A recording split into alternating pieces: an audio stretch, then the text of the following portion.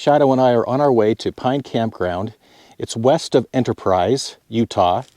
We're out of cell coverage again. Once again, we're out of cell coverage. And we're not there yet. It's not far.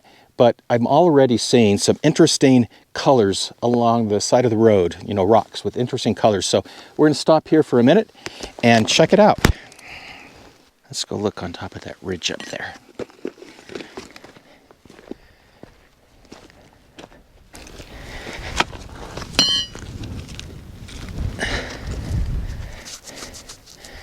Well, that is a beautiful, beautiful agate. All right, well, let's look around some more right here then. Looks like we have another little agate. Oh, wow. The band, that's a beautiful agate. It's kind of cold. It's December 2nd, and it's windy. And there's a little bit of snow, just a couple little patches you can see. Well, we passed them anyway, so it's cold. Let's see, what have we here? Oh, wow, that is a gorgeous jasper. That is a beautiful jasper. Looks like another one right there. So this one is a little more porous, but I think it will polish great. So we're finding agates, we're finding jaspers, we're finding a lot of volcanic rock, and I think that's how they formed, is in the cavities of volcanic rock.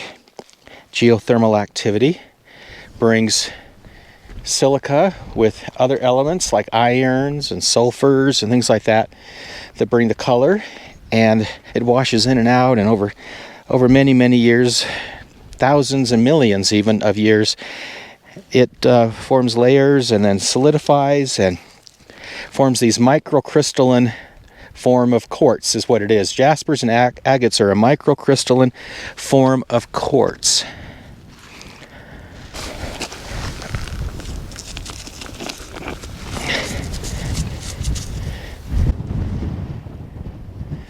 There's agate in there.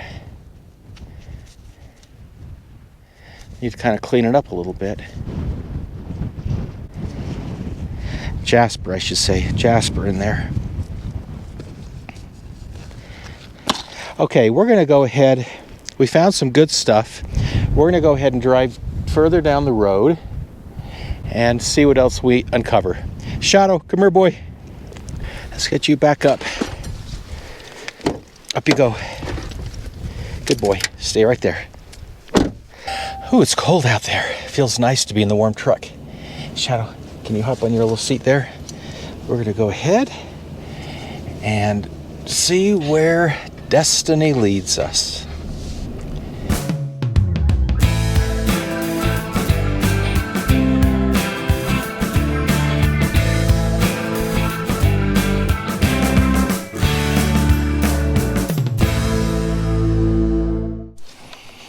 Okay, we're stopping again. As we were driving along, a few things caught my attention. Thought I would just check out the area. There you go. That is a botryoidal agate right there. So one right here also. Botryoidal Chalcedony is what you call it. Botryoidal Chalcedony. Clear and bubbly. Let me grab my bucket and tool and we'll see what we can find.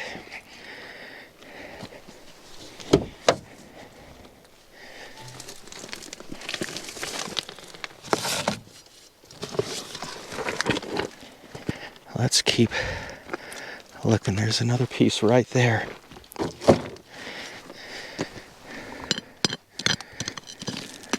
That's not a small piece. That thing is huge. I'm going to clean that up, but I think that goes all the way through. I mean, it's everywhere. Beautiful pieces of Botryoidal Chalcedony everywhere. Oh, look at this thing. All right, this is insane. Look at that beautiful Chalcedony. That is one solid piece. That's one of the finest samples I have ever found. You know, I've mentioned this before in one of my other videos, or maybe even two. I lived in Japan for several years, and they have these little sayings. They call them kotowaza, and one of them is, there's so many of them, they're so cool. One of them is, the wandering dog finds the bone. And that's what we've been doing today, is just wandering around, and man, have we found the bone. Holy cow, this is so abundant right here. All right, let's see. Look at that beautiful, beautiful piece. Look at this big, beautiful, beautiful piece. Wow. I'm just thrilled. Look at that right there.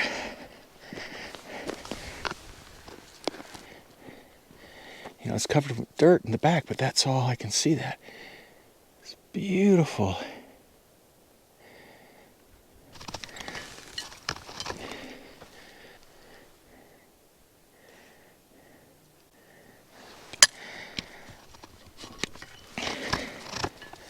Look at that gorgeous banding. Can't wait to clean this stuff up. It is a big agate right there is what that is. I got to figure out how I'm going to remember where this place is. Since I don't have cell coverage, I can't pin it.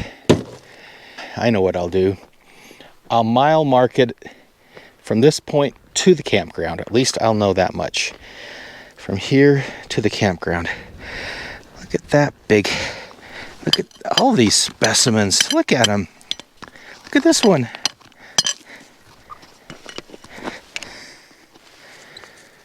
Beautiful, beautiful, beautiful.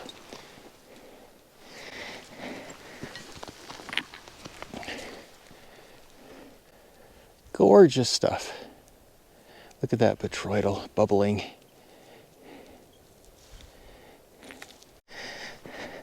Look at that piece right there. Look at that. My gosh, this is gorgeous stuff. Look at that right there.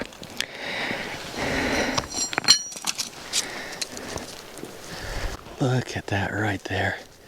Look at that beautiful banding. And you can see the remains of the host it formed in. Ladies and gentlemen, we have hit the jackpot here. Wow. The wandering dog finds the bone. Man, we found it. You're doing great, Shadow. You're doing great. Just keep doing what you're doing. Keep looking for those really pretty shiny ones. Shadow's having a blast digging holes, following his nose.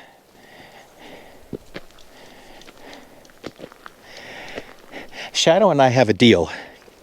You see, I keep him safe with his coyote vest and make sure that he's well protected, and he scouts the perimeter for me so that nothing can sneak up on me while I'm looking at the ground or at night when I'm looking through the telescope all night long. That's our deal. We keep each other safe. What's that right there?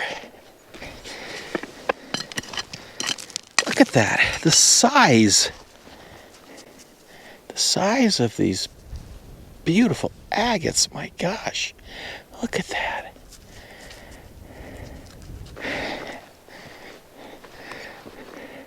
Let's see where Shadow is. Oh, there he is. I have my little tracker right here, so I can always look at my tracker. It tells me how many feet or yards away and which direction he's in. And then I can send him signals as well. Okay, I think we have enough. I gathered it all. There's nothing left. I'm sorry, no reason to come here. There's nothing left. Okay, we're going to put this beautiful stuff in the bucket.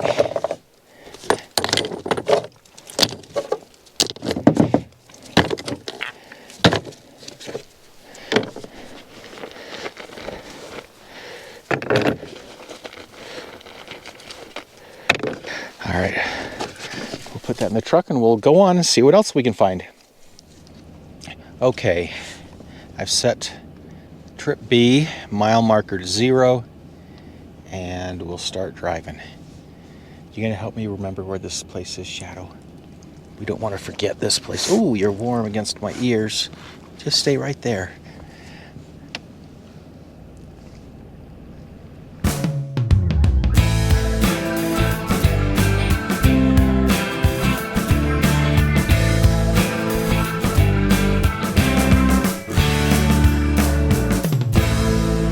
Okay, we've come to a landmark. Let's see. We're exactly 3.5 miles from this first trailhead here. Southbound trail number 31001. And we're exactly 3.5 miles from this spot right here. So if anybody wants to find that spot, that's what you want to do, is backtrack from this spot right here. Shadow, up you go. But we're going to keep moving because we're losing daylight.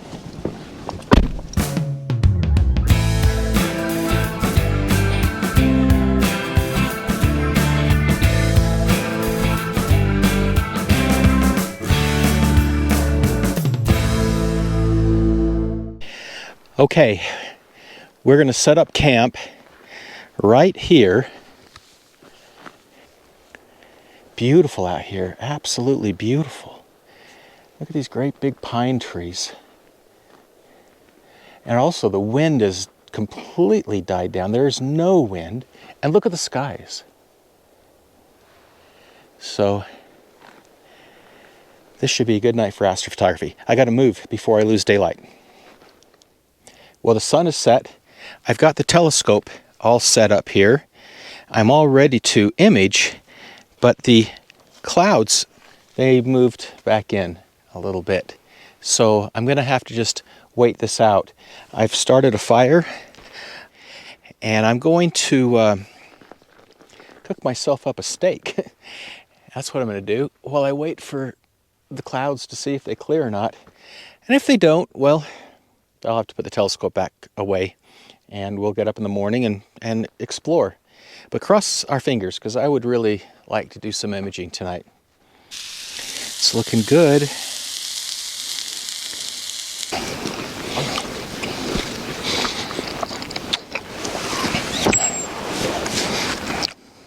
When I'm camping, steak is my favorite thing to eat.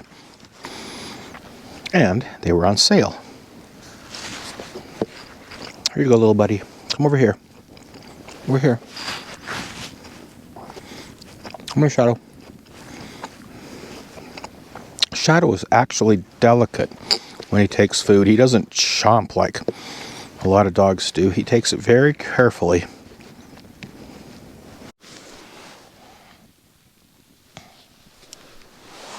Well, the skies cleared. They just suddenly cleared. That's the thing about astrophotography. You never know. You just have to be patient, really patient. So I've got the rig over there. I was able to polar align, star align, and I'm on my target. And tonight I'm going after the galaxy Andromeda. And I've got about 10 minutes of imaging time on it. Let's go over and take a look and see how it's coming along.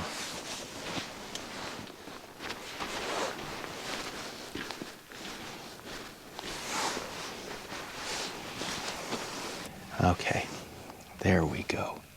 The Andromeda Galaxy is approximately 2.5 million light years from Earth. The Andromeda Galaxy is on course to merge with our galaxy sometime in the very distant future. The two galaxies, ours, the Milky Way, and the Andromeda, are already interacting gravitationally. So that, and the Andromeda Galaxy is also the closest major galaxy to our galaxy. I'm very pleased with how this is coming along. This is also a galaxy there, and that's a galaxy there. All right, I'm going to go back to staying warm by the fire.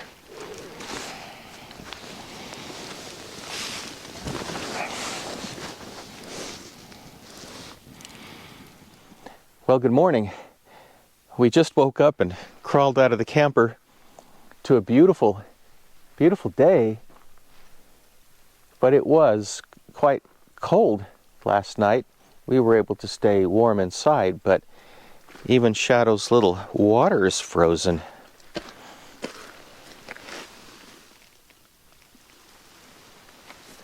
I think we better get the fire going and make ourselves some breakfast. Before I pack all this up, let me just take 1 minute and show you what I was imaging with. We were able to get 45 minutes of imaging time on the Andromeda Galaxy, not the 2 hours or more that I was hoping, but we got enough to show you a pretty good image. I think you'll be pleased with it. I'm going to show it, I got to process it, and I'll show it to you at the end of this video. But for those of you that are into astrophotography, you know a lot about this already, but for those of you that are rockhounders, pay attention, it's pretty interesting. So there's 3 telescopes and 3 cameras going on here. There's the main imaging telescope here, that is a Maxitoff Newtonian. A Newtonian telescope invented by Sir Isaac Newton, has a mirror at the back. And as the light comes through, it hits the mirror, it then focuses it and shines it back up to a secondary mirror that's right there, that then shines it through the focuser here, and then you would be looking through an eyepiece right here typically, but I have a camera. So that's the main imaging telescope. Then there's a telescope on top that is used for guiding.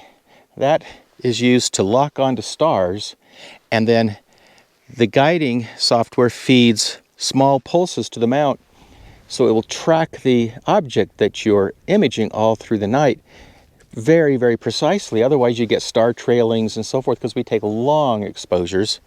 And then there's a telescope running through the middle of the mount that is used for polar alignment. And there are 3 cameras. There's the main imaging camera that you saw when we were looking on the computer screen, and you could see the Andromeda Galaxy. That was that camera capturing that. Then there's the camera for the guide scope that has to capture the images and feed to the software that then feeds to the mount for the guiding. And then there's a little camera right here for polar alignment. I use this instead of the polar alignment scope because I'm tired of getting down on my knees and peering through that thing, and it's more accurate. So all of this takes a lot of power. I have to have several power banks. The computer uses power, the mount uses power, the cameras use power. So there's power being drawn all night long. So I've got to have enough power. Nothing worse than running out of power when you still have good imaging time, that you could get more time on your target. So I'm going to pack all this stuff up, and then we'll do a little bit of rock hounding in the surrounding areas, and then we'll head out of here.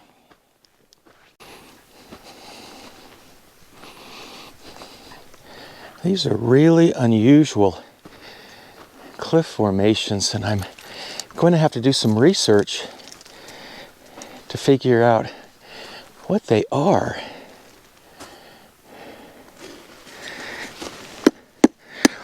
It's a very soft material.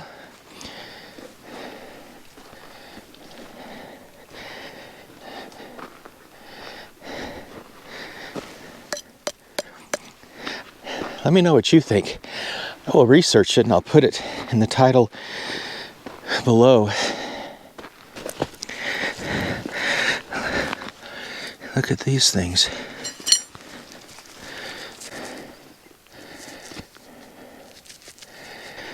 Such a variety. I mean, that's a piece of volcanic rock right there. So here we have this soft, what I would say is sedimentary, I think, and then volcanic, as well. It's really interesting.